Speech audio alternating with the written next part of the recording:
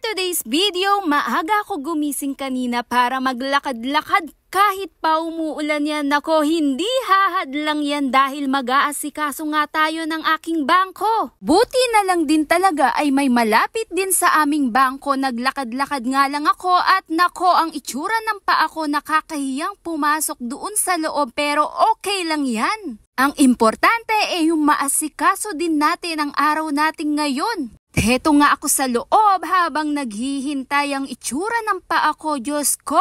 Daig pa ang naglilibag-libag sa dumi. At ang kasarapan ng upo ko, offline daw ang bangko. So ayun na nga.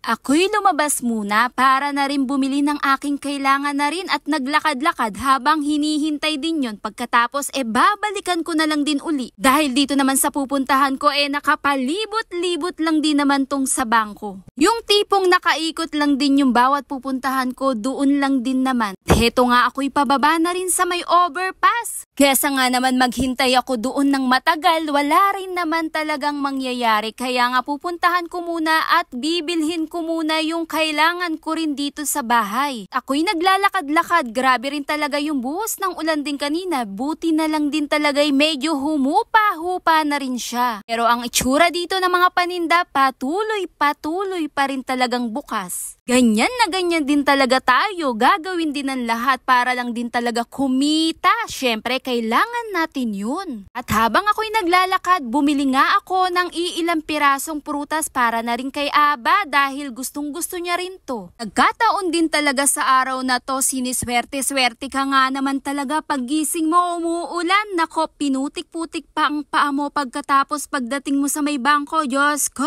Offline nga naman talaga. Pero syempre, babalikan ko nga yun baka sakaling okay na rin doon. At pagkatapos ko nga dito, nag-ikot-ikot nga muna ako dahil ayoko rin talagang masayang yung oras ko kung mag-i-stay lang din talaga ako doon ng matagal. Habang ako'y nag-iikot, nakita ko nga kay ganda-ganda rin talaga ng mga damit ditong pangbata. Talagang magagalak ka din talaga sa ganda. Katapos ko nga dito naglakad-lakad na nga uli ako papunta doon sa may overpass, pababa na rin doon sa baba. Ang bida ang saya dahil gustong-gusto ng aking anak yon. Para na rin pag uwi ko kakain na lang din siya. Pagkatapos nga ang itsura ng aking paa, nakakahiya na rin talagang pumasok doon sa loob ng bangko. Pero sige pa rin talaga dahil may importante tayong gagawin ngayon. Dahil ito lang din talaga ang oras ko para makapag-asikaso dahil wala rin naman pasok pa si Aba sa school at hindi rin bumiyahe ang aking asawa. Kaya ngayon lang din talaga yung araw para makapag-ayos ako ng bangko ko. Syempre na rin, nagbabaka sakali na lang din sa darating na buwan may biyayang dumating. Yun at yun lang din talaga ang inaasam naman nating lahat. Abay kahit sino talaga, sino ba naman hihindi, kaya gawin na rin talaga ang araw ngayon para maayos na rin talaga ang lahat. Tipong inaasam-asam mo lang naman noon at syempre pinagpuyatan, hirap at tiyaga lang din talaga. Ay nako, magbubunga din kaya magpatuloy ka lang din. Malay mo naman dahil lahat naman ng hirap ay may magandang kapalit. Basta magpapatuloy ka lang din araw-araw. Habang ako'y naglalakad, pumunta nga ulit ako doon sa may bangko. Nako, Diyos ko!